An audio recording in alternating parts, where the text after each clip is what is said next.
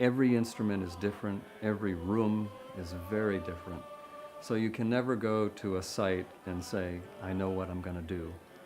You have to listen very carefully at the very beginning, especially get a sense of the acoustic, and then gradually draw conclusions as to what direction you're going to take the voice in. And that's always a challenge for me.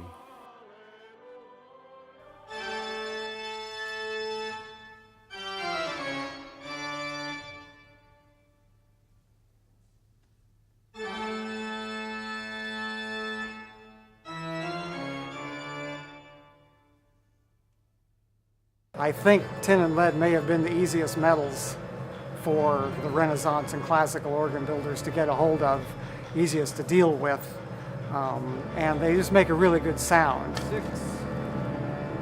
A lot of builders have tried other things. You try aluminum.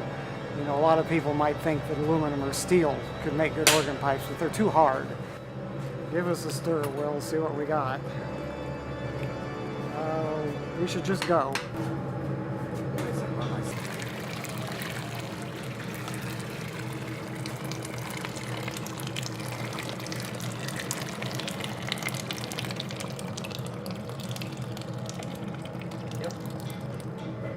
One, two, three, go.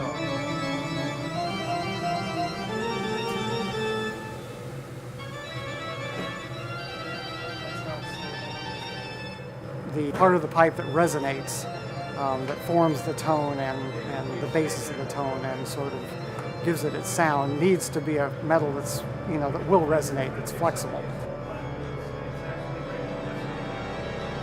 Terry, we're still getting a little striping here at the butt end, but that's just an indication of the thickness, I guess. Just like a bell in a church steeple, when it rings, the bell actually has a ringing harmonic that the metal sets up within itself. And the organ pipe needs to do the same. And tin and lead is really good at that. 85.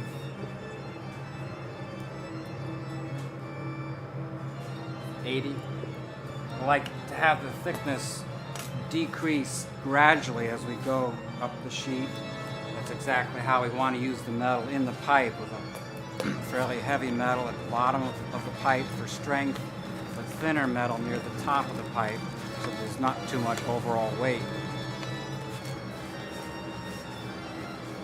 There are different mixtures. If you make pipes out of 100% lead or 98% lead as we do, that gives a much more foundational tone, a little bit darker, mellow tone.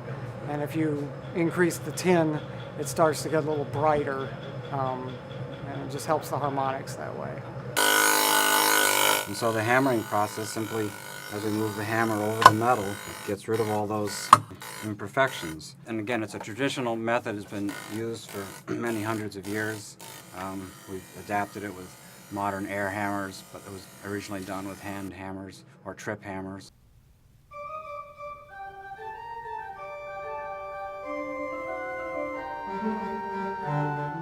These have human body parts.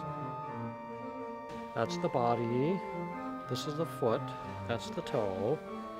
This whole area collectively is the mouth.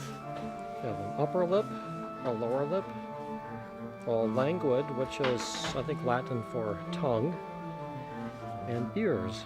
In an average pipe organ, probably 20% of the pipes are reed pipes. And the rest of them are flue pipes, which are basically large whistles. Columns of air vibrating as opposed to a piece of brass and a reed vibrating. So 2 or 3 or 4 times around, you know, the first 2 or 3 just to heat it up. And then the final one, when everything's nice and hot, you get the best looking seam.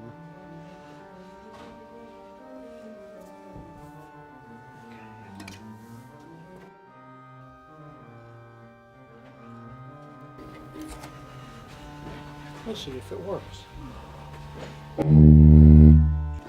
It'll all be contained in this airtight chamber, which is called the boot. And then it sits on the wind chest, and the wind enters in this hole vibrates the reed, and the sound comes out there.